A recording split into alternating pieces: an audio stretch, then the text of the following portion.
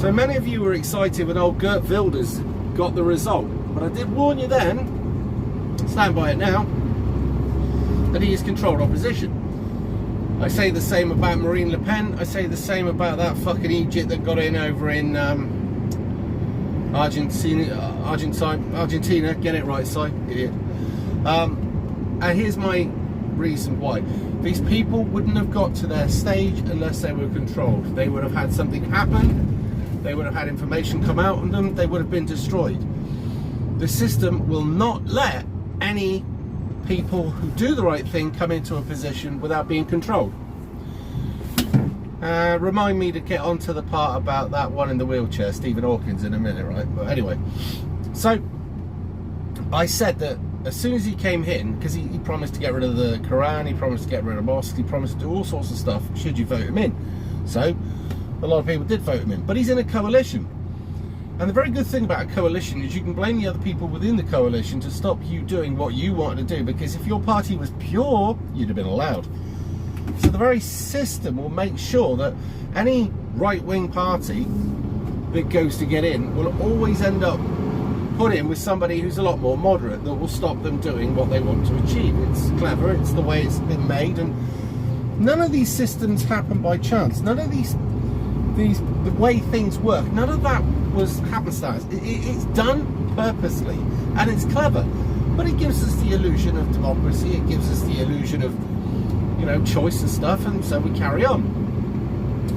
But I want you to mark my words now that both him and that other thing over in Argentina that are both sucking hard on the cock of Zionism, which they are, right, will achieve nothing. And they'll blame it on everything else around them. They'll blame it on the coalition, in Geert Wilders' case. You'll blame it on all sorts, but nothing will get achieved, and we'll have another X amount of years of complete waste of time, and the system will get worse and worse, while they'll all still be beating a drum and telling you how they plan to do this, and you'll fall for it, some of you, not all of you.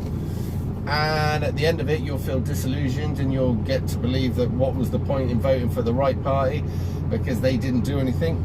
And along the time, something else will pop up, by the way. Another right-wing party that will give you some sort of hope. When that one comes up, you'll go, well, Geert Wilders didn't seem to work for us, but this new bloke, he's saying all the right stuff, we'll vote for him.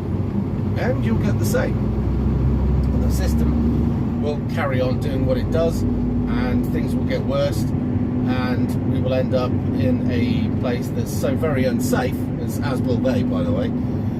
And Europe, as we know it, will cease to be the Europe that you were born in. It will be worse than multicultural.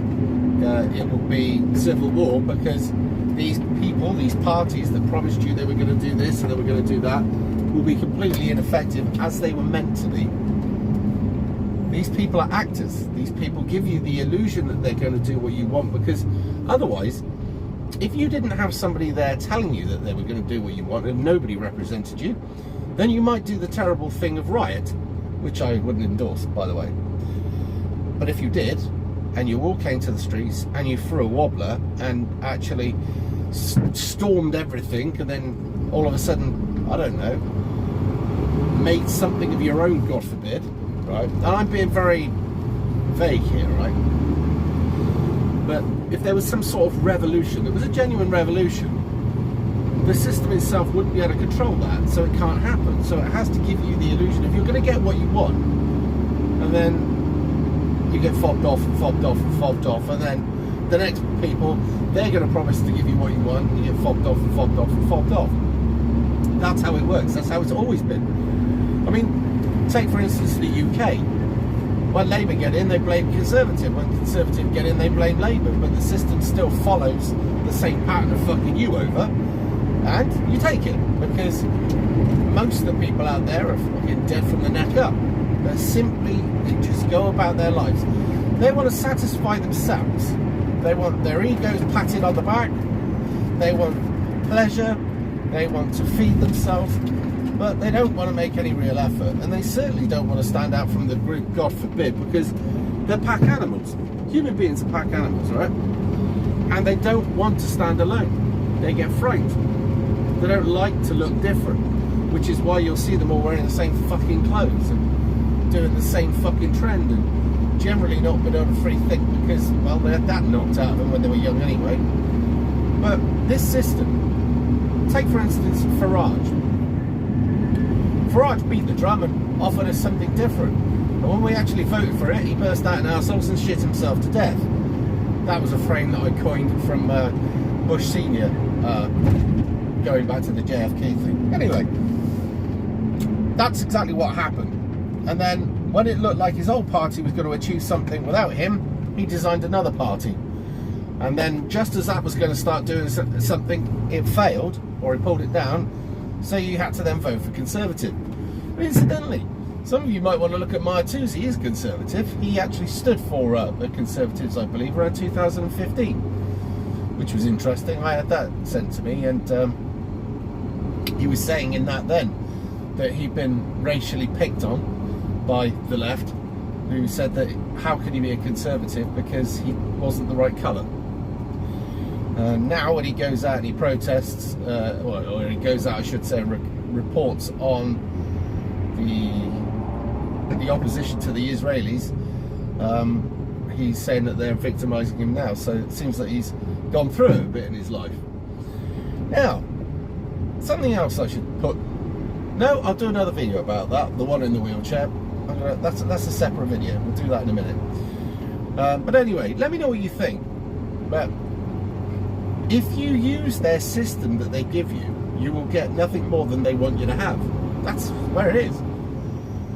And until we can think of something different, which I can't really talk about on here, because I can't. But something different will come eventually, all right? But things will have to get really bad before it does. And I keep saying this, but it's a fact. But in the meantime, keep your eye on Geert Wilders and watch how all of the policies and the things that he said he was going to achieve, he will never achieve. Same with that fucking pillock over in Argentina and any other right-wing populist group that gains strides. They would never ever be allowed into a position of power if they could actually affect some change. The system itself guards against that. The system itself has numerous redundancies put into place to make sure that the little people don't get what they want, because that goes against the rich. When I talk about the rich, I'm talking about the super rich. I'm not just talking about people that have got £1 million in the bank or something like that. Those people, to me, are irrelevant. You know, we've got serf class, working class. That's me, right? You live from day to day, well, week to week. Then you've got lower middle class. These are people that have got a few quid in the bank, okay, still got to go to work, etc., still suffer a lot. Then you've got the middle class. These are the people that got a few quid, okay, probably a business owner or whatever. They're all right. They're better off than me, but they're not as well off as the upper middle class. The upper middle class, they've got a decent firm now, you know, probably had a bit of money in the family, whatever. Then you got the upper class. They're rich by our standards, but they're poor by the 1% standards. There was a graph one day and it showed from poor to rich, and it went like this and then just went up like that. And you'd think that people like Elon Musk would be right at the top. He wasn't. He was so far down, because 2 billion is nothing in comparison to, say, 500 trillion. And that's the Rothschilds. My understanding is about 500 trillion. And there's others like that. And that amount of wealth, they've got more wealth than certain countries' national debts. How is it that's the case? And these are the people that will always ensure that they will keep themselves in power, that nothing can actually sway them being in their position, that nothing can threaten them. Because these people are fully aware that should you lot ever wake up and lose your shit, there's not enough of them, and they haven't bought enough people to control the mass should they ever wake up. So they keep you dumb. How do they do this? Well, the thing you're looking at now is a pretty good indication of how they do it, because you spend a lot more time on there than you would have done in the old days. But in the same way that this thing that you're holding on to now, if it's your phone or if you're watching the TV, that same thing that also keeps you where you are now could actually free you if you let it.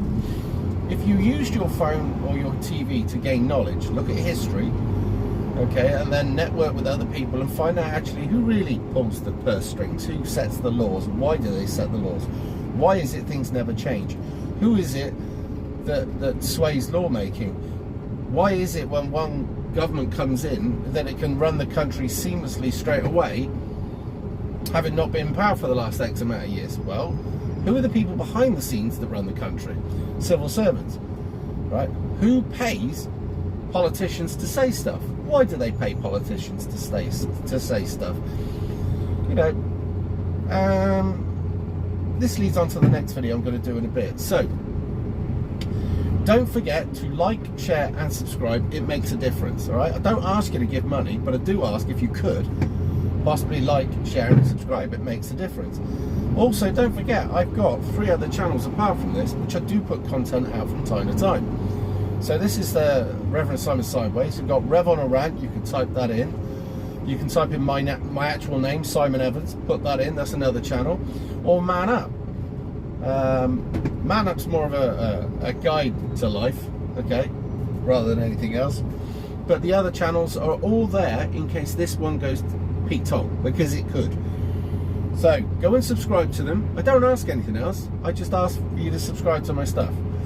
So if you could do that, that would be a massive bonus for me. And we're going to try and head for the 100,000. Now the interesting thing is, if I get to 100,000, do you reckon they'll give me that little, I don't know what you call it, that YouTube thing that you put on the shelf and pat you on the back for managing to get to 100,000? Because I heard Count Dankler had to fight like hell to get his. But it'd be interesting if I got to 100,000 whether they do give it to me or whether they'll bid me off before that. I'm cynical, so I expect the worst. But I'm cynical for a reason. And isn't it funny how they weaponize that word cynical to make it out to be a bad thing? Being cynical is not a bad thing. Being cynical means you've seen enough of life, right, that life follows patterns and you expect that pattern to happen again. It's common sense, it's being prepared. Oh well. Anyway, I'll see you all in a bit.